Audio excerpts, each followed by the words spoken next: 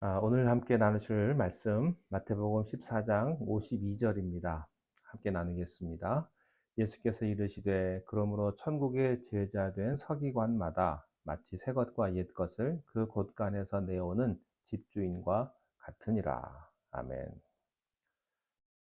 예수님께서는 우리가 천국의 참된 백성이 되려면 먼저 천국의 제자된 서기관이 되어야 한다고 말씀을 하십니다. 자, 그러면 천국의 제자된 서기관은 천국과 무슨 관계가 있을까요? 우리가 이 비유를 이해하기 위해서는 그 배경을 좀 이해해야 되는데요. 이 배경이 어떤 것이냐면, 동양 문화권에서는 흔히 볼 수 있는 그런 정경입니다. 대부분 농가에서 볼 수 있는 그런 모습이죠.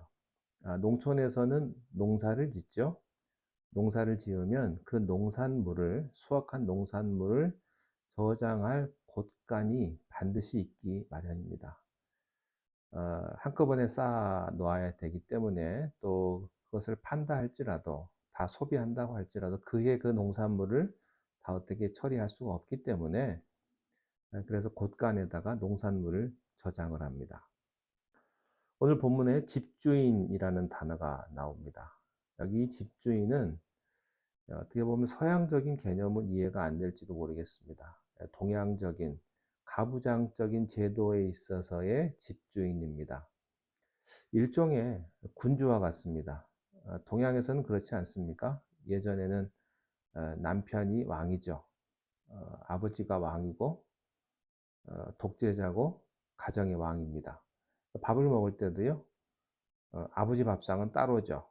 그리고 어머니 밥상은 따로 뒤에서 드시고 요즘은 이런 가부장적인 제도가 다 사라져서 남편의 권위가 많이 없지만 불과 한 40년만 해도요. 한국에서는 남편이 거의 독재자로서 존재했죠. 바로 이런 겁니다. 이런 독재자가, 이런 가정의 지배자가, 이런 가정의 왕이 집주인으로 묘사가 된 겁니다. 자, 그런데요. 이제 그 창고를 보면요. 거기에는 농산물만 있는 것이 아닙니다. 거기에는 농산물도 있지만 우리 생활에 필요한 모든 것들이 창고에 다 있는 거죠. 예컨대 음식을 저장할 뿐만 아니라 각종 농기구들도 거기 있을 테고요. 또 옷 같은 것도 거기 있을 것입니다. 여러 가지 쓰지 않는 것들을 보관해 두는 것이 창고의 역할입니다. 시골 농가에 가면요. 그 사람이 얼마나 부자인가는 창고가 얼마나 큰가로 결정이 됩니다. 그 창고 안에 보면 옛 것도 있고 새 것도 있습니다.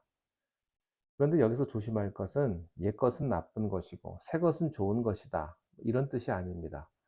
옛 것이 더 좋을 수도 있고요. 새 것이 더 좋을 수도 있죠. 이것은 좋고 나쁘고의 개념이 아닙니다. 한 걸음 더 나아가서 이 비유에서 더 재미있는 사실은요.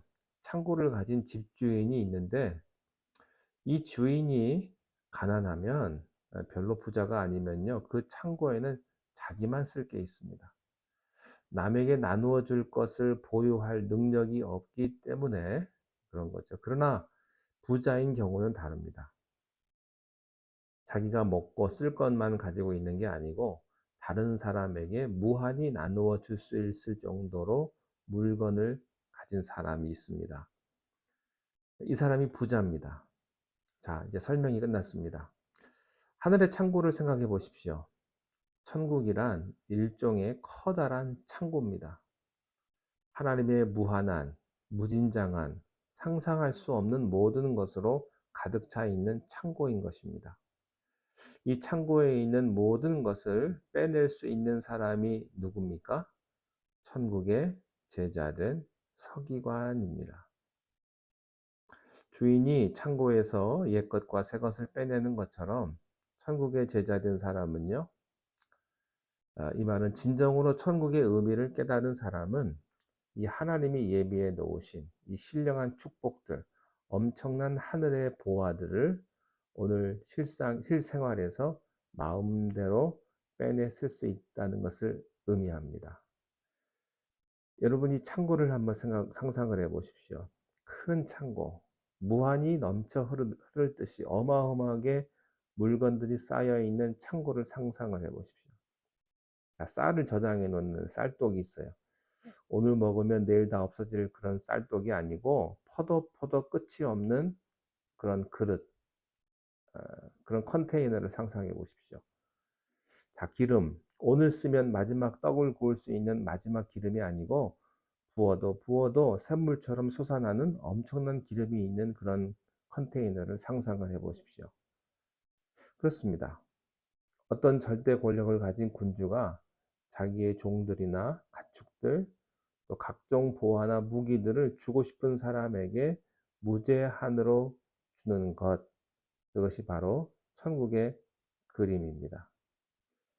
오늘 52절에 보면 그 곳간에서 내어온다라는 말이 있는데요. 아낌없이 제한을 받지 않고 물건을 내어 던진다, 그런 뜻입니다. 하나님 아버지의 창고를 여러분 이 시간에 생각을 해 보십시오. 무진장한 창고, 부족함이 없는, 떼내어도 끝이 없는 하나님의 창고입니다. 그런 의미에서 그리스도인이란, 천국의 제자된 서기관이란 그 영적인 축복을 꺼내어 쓰는 사람들입니다. 자, 그렇다면 여기서 생각할 것이 또 있는데요. 그러면 창고에서 꺼내긴 꺼냈는데 무엇을 꺼냈다고 말합니까? 예, 새 것과 옛 것을 마음대로 꺼내 쓴다고 말했습니다. 그러면 새 것은 무엇이고 옛 것은 무엇입니까? 이것은 서기관과 연관지어서 우리가 생각해야 되는데요. 서기관은 율법과 선지자의 모든 글과 교훈에 관한 것을 지키고 해석하고 선포하는 사람들이죠. 그들은 하나님의 말씀을 전심전력으로 연구합니다. 이것이 바로 옛것에 해당하는 것으로, 그것이 바로 구약의 하나님 말씀입니다. 자, 그러면 새 것은 무엇입니까? 지금 그들이 예수 그리스도로부터 율법에 대한 새로운 해석을 듣게 된 것입니다. 천국에 대한 말씀을 듣게 된 거죠. 여러분, 놀라운 것은요, 구약에 보면 천국에 관한 얘기가 별로 없습니다. 영생이라는 말을 쓰지 않습니다. 그것은 예수님이 오실 때부터 그 단어가 집중적으로 많이 사용이 됩니다. 물론 구약에는 성령이라는 말을 직접적으로 쓰지는 않습니다. 성령이 없다는 것이 아닙니다. 예수님이 오신 이후로부터 성령이 새롭게 이해되는 것과 마찬가지입니다. 구약에 천국이 없었다는 것이 아닙니다. 구약에 영생과 구원이 없었다는 것이 아닙니다. 그러나 예수 그리스도로 말미암아 율법이 복음으로 말미암아 새로워진 것처럼 이러한 새로운 율법의 해석과 적용이 이루어진 거죠. 이것이 바로 새 것입니다. 자, 결국 이 마지막 비유에서 우리가 깨달은 것은 무엇입니까?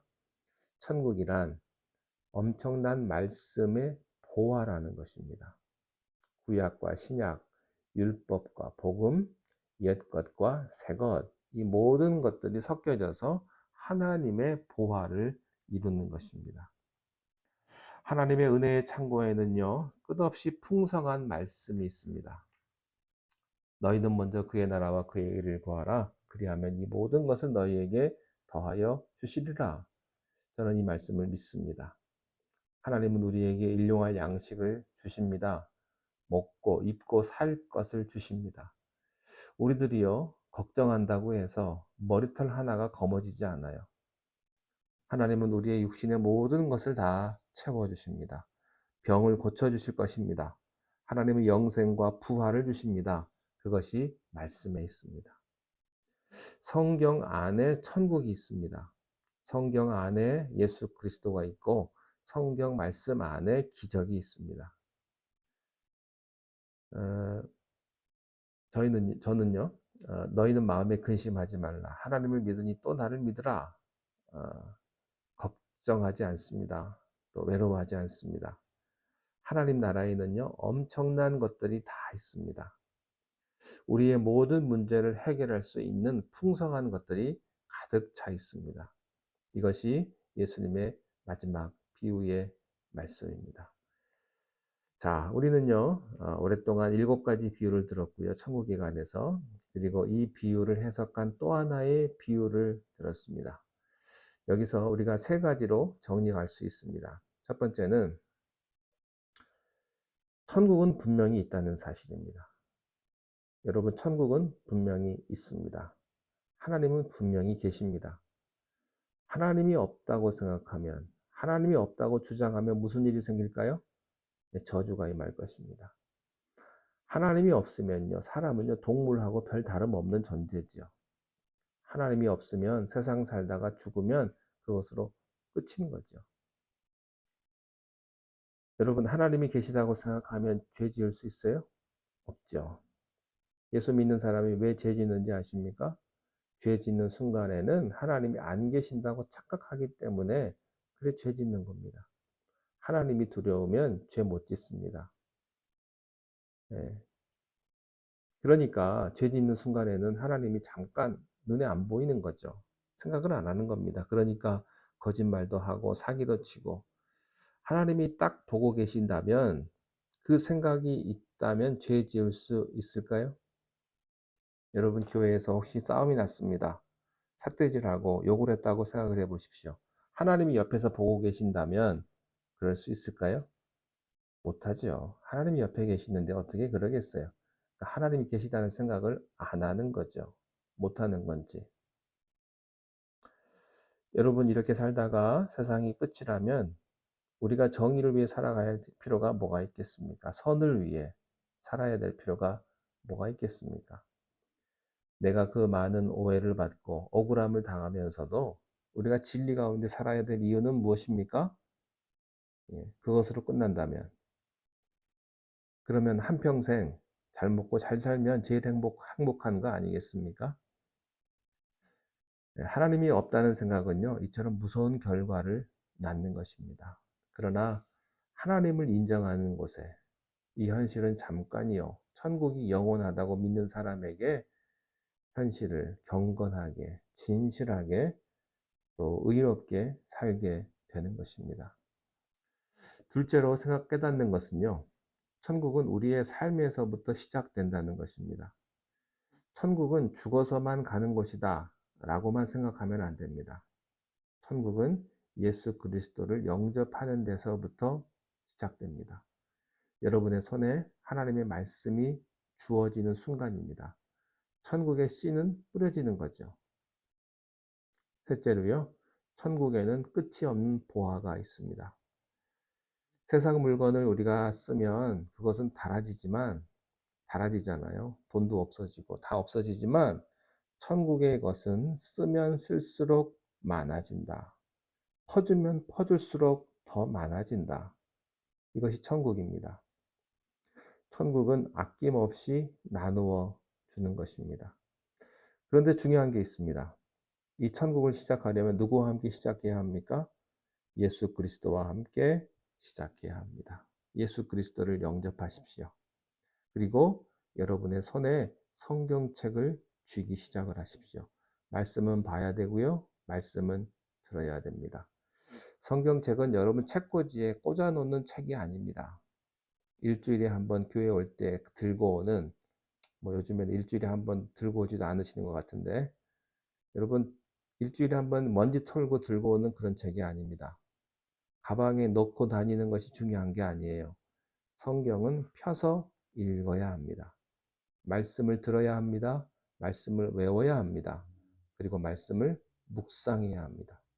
그리고 말씀을 내 삶에 적용해야 합니다. 여기서부터 천국이 시작됩니다. 여러분 모두 천국을 소유할 수 있게 되시기를 주님의 이름으로 축원합니다. 기도하겠습니다. 하나님 아버지, 오늘 주신 말씀을 인하여 감사드립니다. 성경에 기록된 그 모든 새 것과 옛 것, 은혜와 율법과 또 하나님의 축복과 은혜들을 우리가 그 곳간에서 아무 때나 꺼내 쓰는 것처럼 하나님의 축복을 우리가 매일매일 순간순간 꺼내어 우리의 것으로 만들 수 있는 놀라운 하늘의 은혜와 축복을 우리들에게 더하여 주옵소서.